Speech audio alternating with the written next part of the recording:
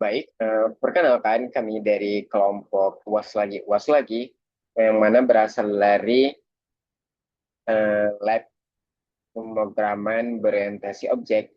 Di sini kami akan menjelaskan proyek yang telah kami kerjakan untuk penilaian ujian akhir semester. Nah, sebelumnya saya akan sebelumnya perkenalkan saya Adil dan kemudian rekan saya Leo, Frito, Kayla dan Jiko. Di sini sebelumnya saya akan menjelaskan bagaimana ide dasar dan juga tujuan dari pembuatan aplikasi kami ini. Jadi ide dasar aplikasi kami ini yaitu pencatatan sistem sampah oleh pendaki yang ada. Nah, jadi tujuannya itu apa? Tujuannya supaya sebuah pos jaga di gunung-gunung tempat pendakian itu bisa dengan mudah mendata sampah-sampah yang dibawa oleh pendaki ke atas gunung. Ini juga membuat efisiensi perhitungan denda dan juga deposit yang perlu diberikan oleh pendaki serta pendataan sampah sehingga tidak ada yang terlewatkan. Nah, jadi alur kerjanya itu sendiri bagaimana? Jadi untuk pemakai aplikasi ini adalah penjaga pos gunung tersebut. Mereka akan buat sebuah akun dan masuk ke dalam akun tersebut. Dalam akun tersebut mereka bisa menentukan harga tiket dan juga bisa memasukkan eh, sampah-sampah yang ingin mereka data beserta deposit dan juga dendanya.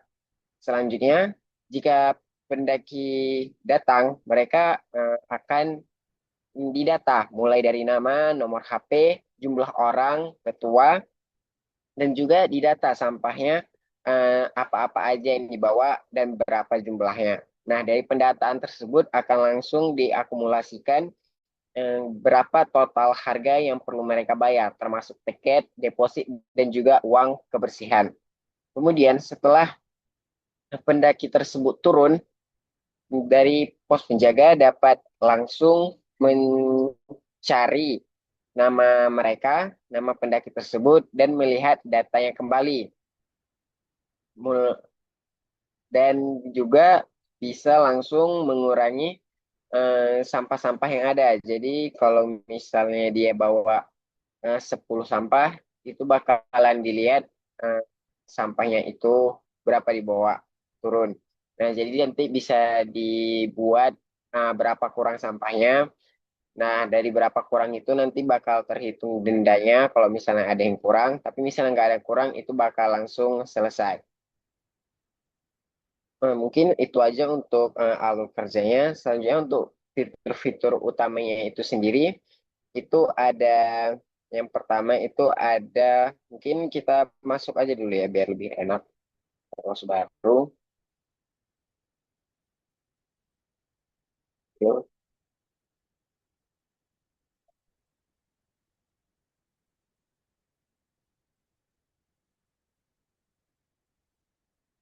Nah, apakah sudah terlihat kawan-kawan? Nah, di sini bisa kita lihat fitur yang pertama itu ya ini sendiri, ya profilnya sendiri dan juga konfigurasi harga.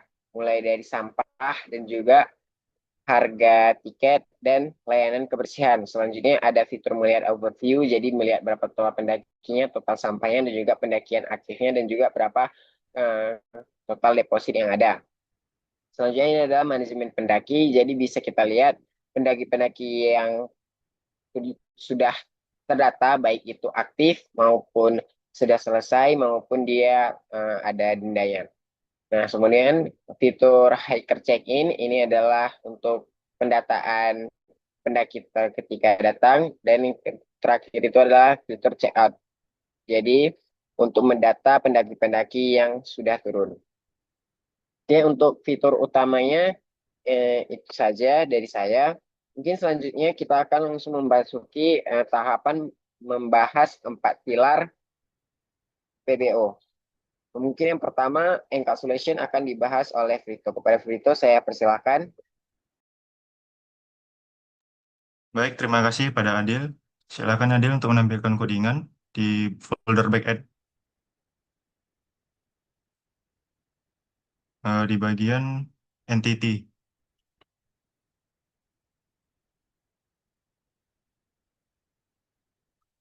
master sampah.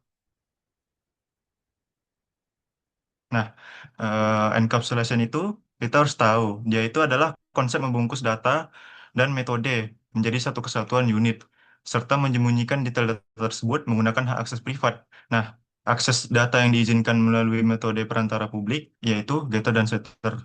Nah, bisa kita lihat di sini, di dalam public class master sampah itu ada di situ privat long ID, privat string nama item, privat string kategori, privat double tarif deposit, privat double tarif denda, privat boolean aktif. Mungkin ada scroll lagi. Nah, privat-privat ini dia akan mencegah kelas luar mengubah data internal objek secara langsung atau tidak sah, menjaga integritas data. Nah, bagaimana untuk mengakses yang privat ini? Ialah menggunakan getter dan setter. Oke, ini itu saja.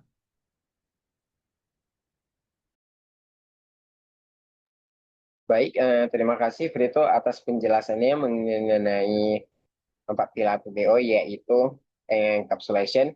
Selanjutnya mungkin akan kita memasuki selanjutnya adalah mengenai abstraction yang mana akan dijelaskan oleh Kayla. Kepada Kayla saya persilahkan. Baik, terima kasih Adil sebelumnya. Boleh masuk ke Hiker Service Java yang di front end, bagian front end.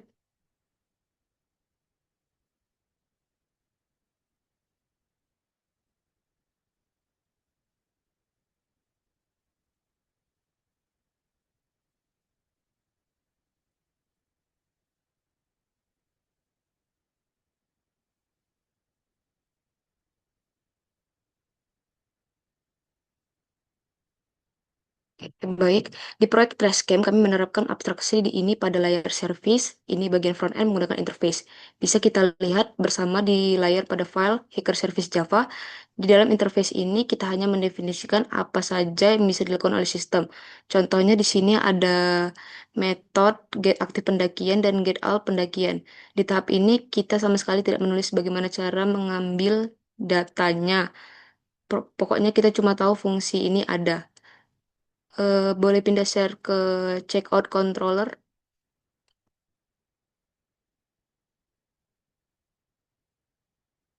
Oke, baik. Nah, kerumitannya baru disembunyikan di sini. Di dalam controller, misalnya checkout controller, kita cukup memanggil interface tersebut dengan kode private final hacker service se- neo http hacker service. Lalu saat ingin mengambil data pendakian aktif, kita tinggal panggil hacker service get aktif pendakian. Disinilah letak abstraksinya UI controller milik website Trashcam, tinggal memakai fungsinya saja tanpa perlu tahu atau pusing memikirkan apakah di latar belakang data tersebut diambil lewat koneksi HTTP request API atau query database yang rumit. Begitu saja penjelasan saya kembalikan kepada Adil. Baik, terima kasih Kayla atas penjelasannya mengenai abstraction. Selanjutnya langsung saja akan dijelaskan mengenai pilar inheritance oleh Jikonia. Silahkan Jikonia. Baiklah, di sini saya akan menjelaskan mengenai inheritance. Adil tolong buka folder backend yang bagian petugas repository.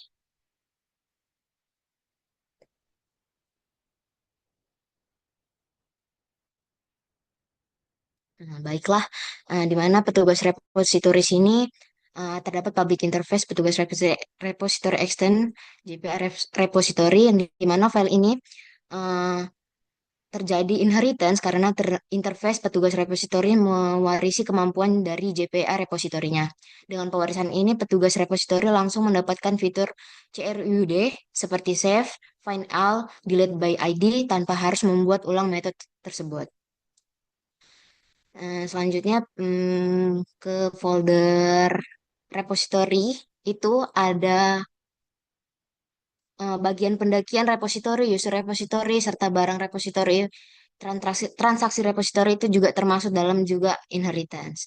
Nah, pada bagian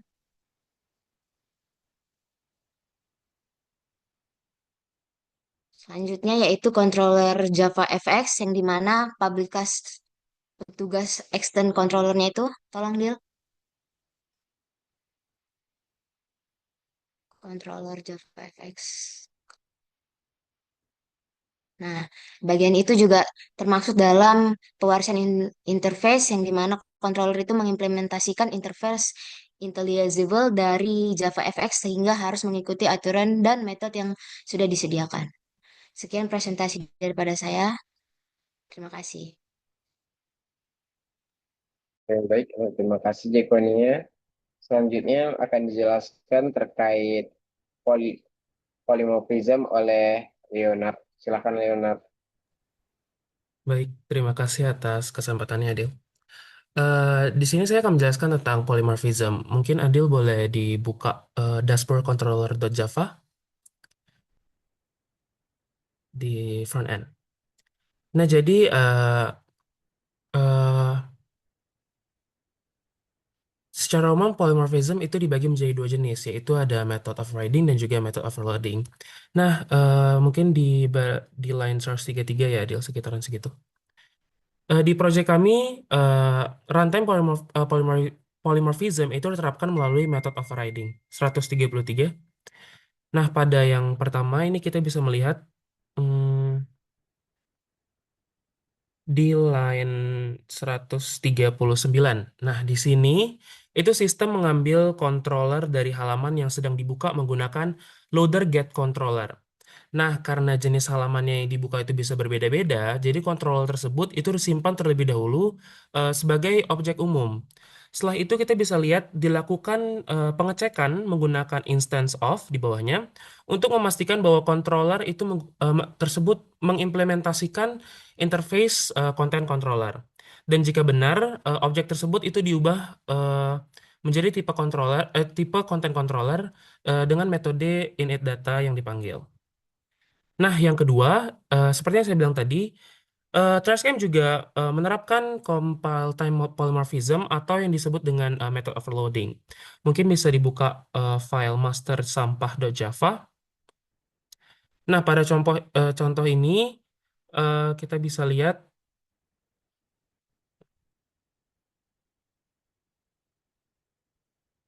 di sekitar line 23-an. Kita dapat melihat bahwa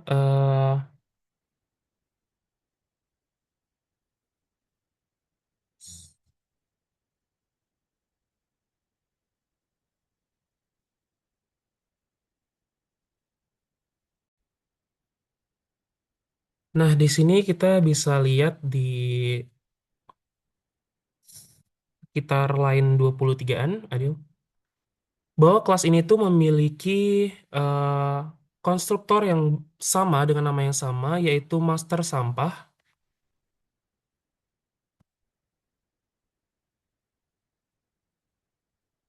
Boleh scroll lagi. Nah, naik lagi, maaf.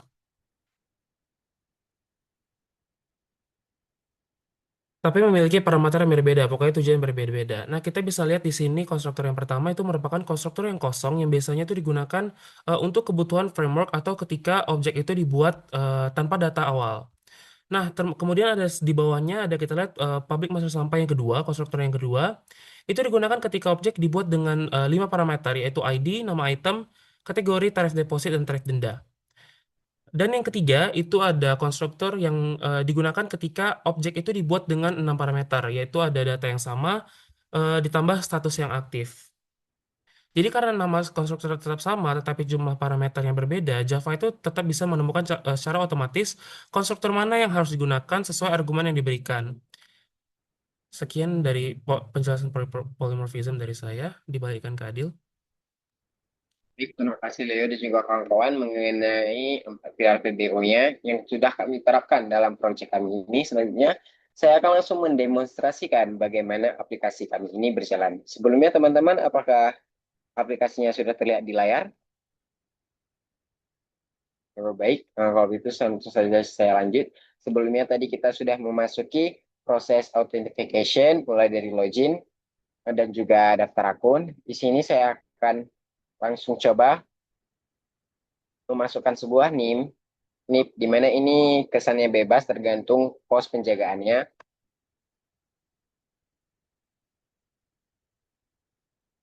Kemudian ada konfigurasi harga, di mana di sini kita dapat menambahkan sampah baru kita.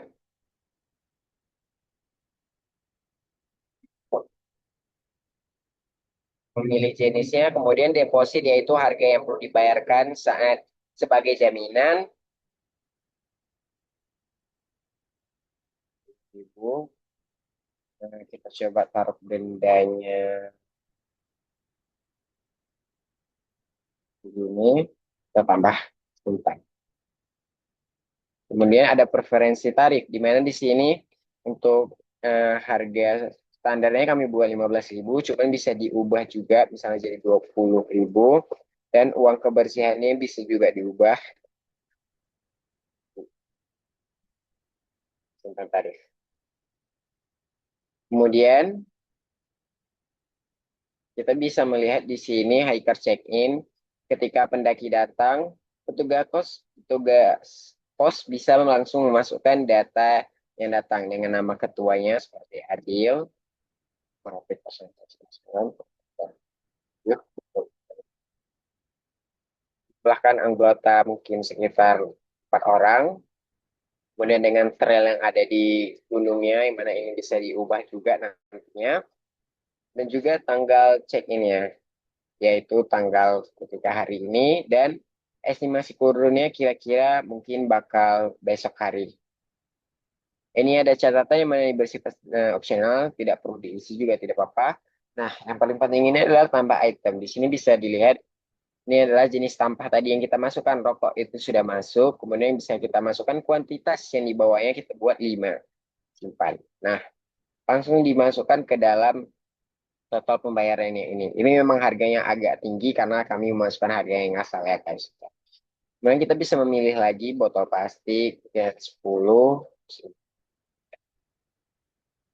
Oke, ini ada kayak salah gitu, bisa kita hapus, langsung terhilang, dan kita bisa langsung konfirmasi check out. Di sini juga ada notifikasi bahwa check-in berhasil. Kita bisa dapat melihat data dari check-in-nya tersebut selesai. Nah, kita bisa melihat manajemen pendakinya. Ini yang nomor 8 baru masuk. Yang mana tadi anggota jumlah saya 4, menggunakan Trail Mahammer Summit, aktif, dan juga kita bisa melihat detailnya di sini. Oke, kita juga bisa melakukan filter apabila mungkin datanya sudah terlalu banyak. Contohnya Adil. Keluar 2. Kita coba itu, keluar 1, Jeko, gak ada. Ini juga ada filter untuk status dari pendaki tersebut, baru aktif, selesai, maupun dikenai denda. Nah, selanjutnya adalah fitur hiker checkout. Di sini apabila pendaki sudah turun, maka dia perlu melakukan checkout supaya nanti uang jaminan dia dikembalikan oleh petugas pos tersebut. Jadi nanti misalnya mungkin sudah terlalu banyak ini ya datanya, kita bisa menggunakan fitur search-nya itu. Nah, keluar tadi pakai Adil ya. Kita tinggal klik saja. Bisa kita lihat di sini langsung keluar detailnya dengan deposit di store. Di sini ini adalah itemnya, kategori yang kita bawa naik, kemudian yang kita kembali ini masih 0. Ini perlu diisi oleh penjaga, dan yang hilang. Hilang ini otomatis bakal berkurang kalau misalnya di kembali ini kita isi. Contohnya misalnya di bawah naiknya 5, kemudian di bawah turunnya juga tetap 5. Enter. Nah, dendanya langsung 0, kemudian di sini total denda berkurang. Yang mana sini kita coba di botol plastik yang di bawah naik 10, ini bawah turun 7. Nah, dendanya bakal terbaca 45.000.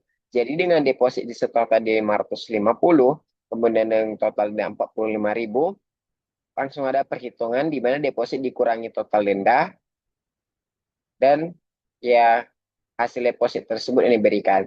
Tetapi misalnya deposit tersebut terlalu banyak, oh, no.